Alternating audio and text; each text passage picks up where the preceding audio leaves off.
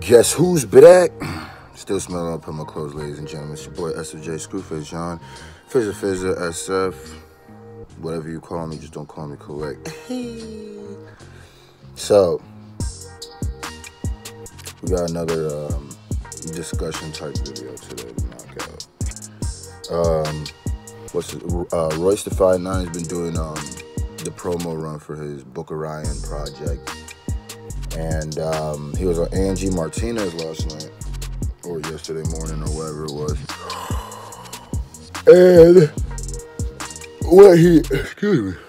what he said on there actually goes or plays into what I now call the epic saga of Joe versus M.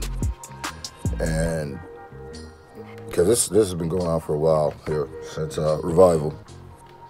Now, Royce said that Joe Budden owes M an apology. An apology. Okay. Well,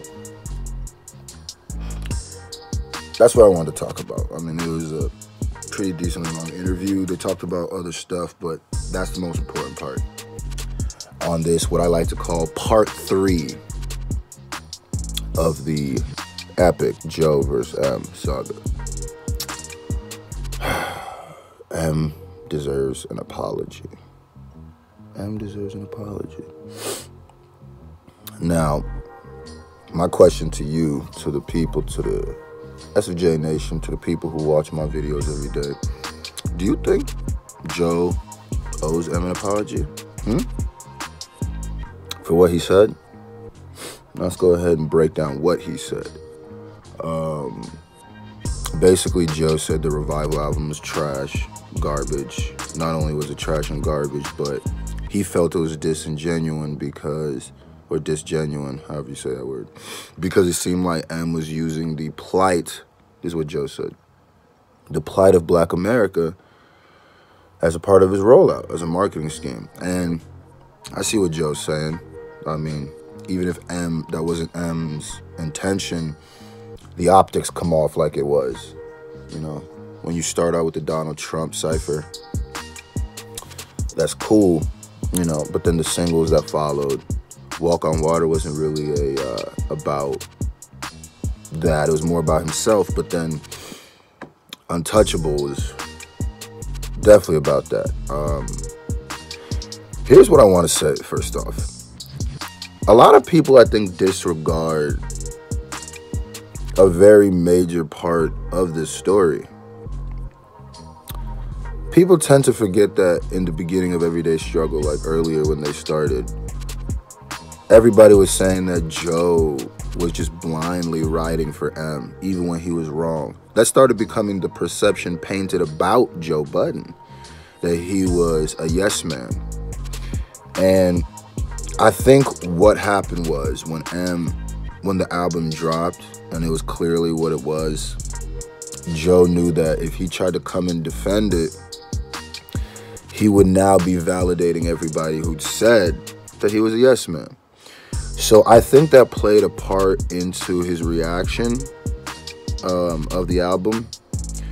And I'm not saying I don't believe he genuinely didn't like the album, because I could easily believe he didn't genuinely like the album. But I think that the vitriol, the anger in which he said it, the passion in which he said it was to show that he wasn't a flunky.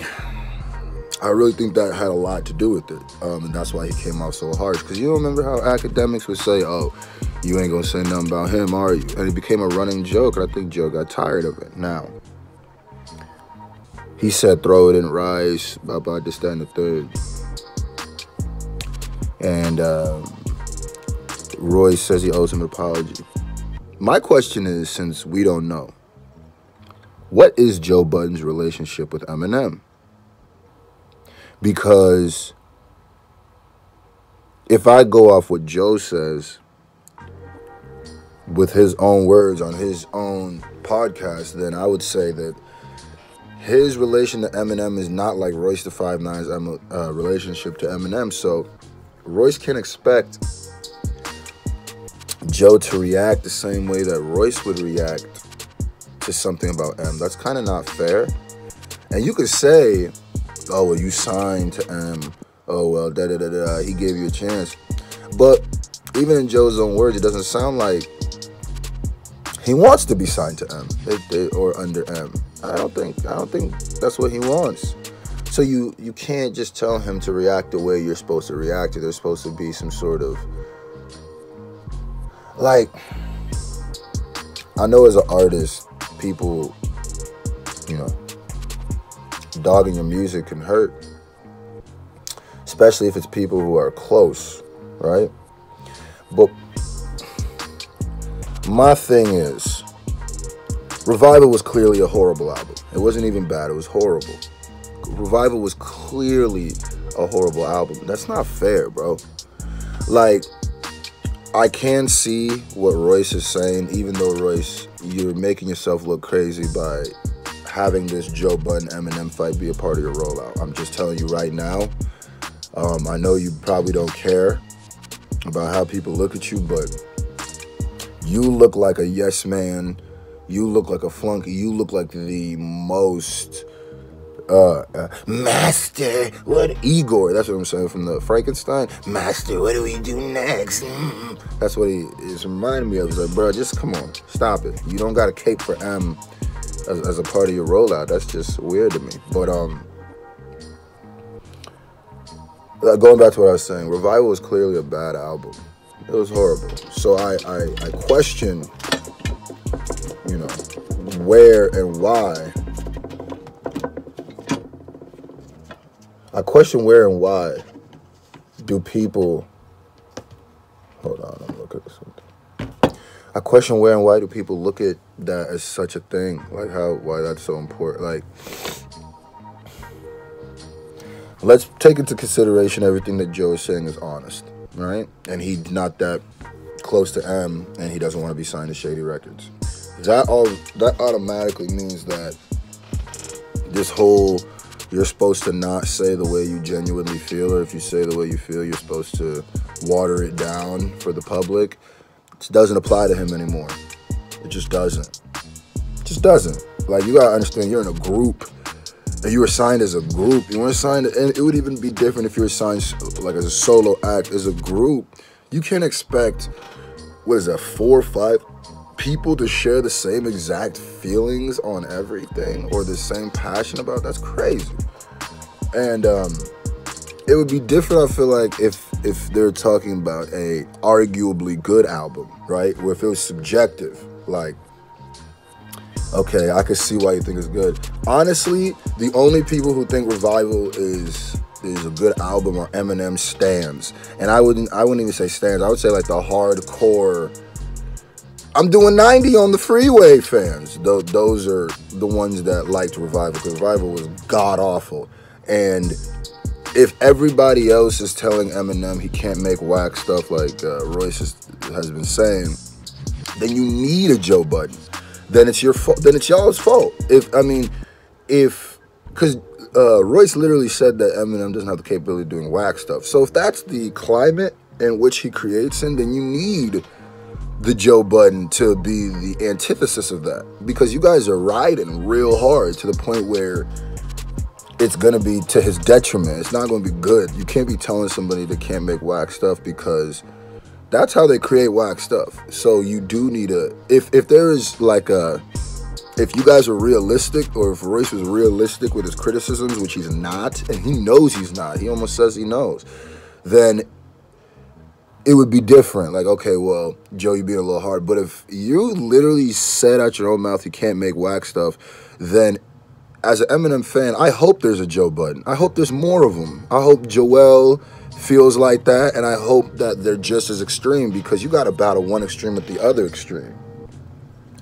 Because no. So basically, breaking it down, how do I feel? Does Joe owe M an apology? I say no. I don't think so. I don't think he owes him anything.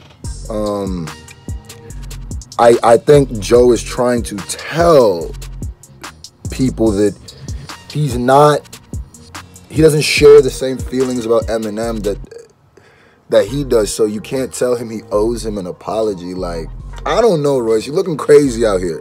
You looking crazy, baby. You know what I mean? You talk about Eminem more than you talk about your album. Like this, think about it, seriously. Throughout this rollout, I have thought more about Eminem and Joe Budden than Royce the 5'9". Seriously. I'll put it this way.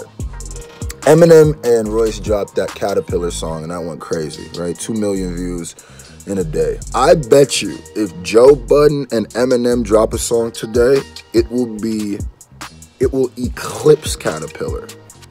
Because, I mean, the Book of Ryan promo is basically promoting something like that. So you let me know in the comment section below, do you believe that Joe Budden owes Em an apology? Do you think that he should apologize for that? Do you agree with what he says? Or do you think that, you know, he should say sorry because he was too harsh? Let me know in the comment section below, because this is this saga getting weird. You know what I mean?